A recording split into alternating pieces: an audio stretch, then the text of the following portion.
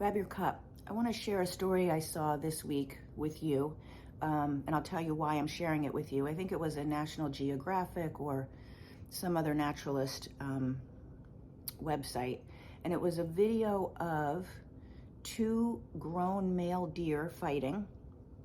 So these were full size. Their antlers were actually like a double tier of rack of antlers, and they were fighting and fighting, and eventually their antlers get locked together. They become intertwined and they cannot separate. And at some point, one of the deer dies. And now the other one is locked with his head down, dragging around this dead, full-grown male deer.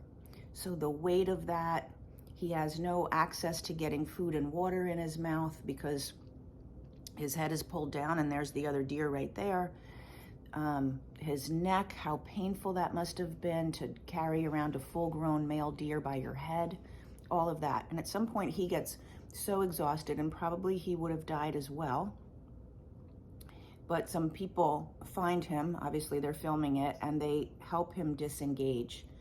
And after he's disengaged from that deer and he can stand upright and he can rest a little bit, you would think he would head off into the sunset, like, thank you so much for disengaging me. But he doesn't do that. He goes back to the dead deer and he starts fighting with it again. And the reason why I'm telling you this is because I had this thought of, oh my God, that's exactly what people do. Many people, most people, until they learn some other ways of being, most people will do the same thing. They'll go back to their story, their burden, the things that happened to them, and they'll stay engaged with it, even if it's killing them, even if it's exhausting them. And we do that for a couple of reasons. So one reason is the story that we have about ourselves oftentimes becomes our identity. So it's really hard if you've created your identity around being a widow, or you've created your identity around my partner betrayed me, or your identity is I don't have enough money, I don't have what I need in the world, and that's become who you are. So that's one big reason why people see their identity through their story. No matter how painful the story is, they hold on to it. Even if they haven't created their identity, the story has become so familiar, they keep holding on to it. They go back to the story. So we have to rewire the story, the context of that story, and how you see it in your life. Otherwise, it's familiar, and you end up just like that deer, going back to the dead deer and slowly letting it kill you. The other thing about that is it's not just the story and how you think and your identity. It actually becomes the way your nervous system responds in life. So if the nervous system likes chaos because it's comfortable with chaos, it's comfortable working really hard, the nervous system feels like uncertainty is home base because that's what it's used to, then being calm and not having to work hard feels weird. And you have we automatically respond to what our nervous system is telling us. So like I think The Adult Child of Alcoholics, there's a book called that, talks about that, how if you've grown up in an alcoholic household, you feel really comfortable around chaos. And so you keep creating chaos in your life, even though it exhausts you, even though you're not happy, your nervous system. So you can do a lot about the thinking about it, but your nervous system tells you this is what feels good. And so you automatically go, because on some level you automatically go and keep creating what feels good, even though it feels terrible. So it might be that, it might be, anything, pick anything. So the rewiring of how you think has to be coupled with a reconditioning of your nervous system. And that takes an awareness of your nervous system. It takes understanding what your patterns are in both places, how you think and your nervous system, and then doing the strategies to change them.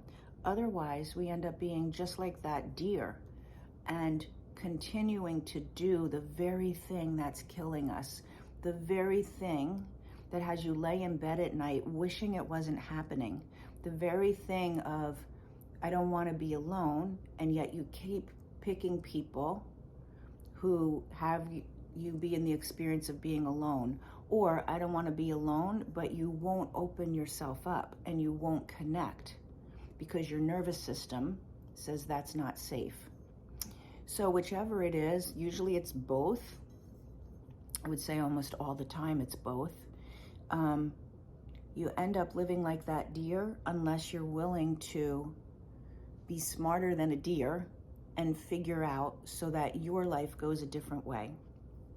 So I thought that was an amazing story to think about and consider. And how attached are you to the patterns of your life, even if you hate them?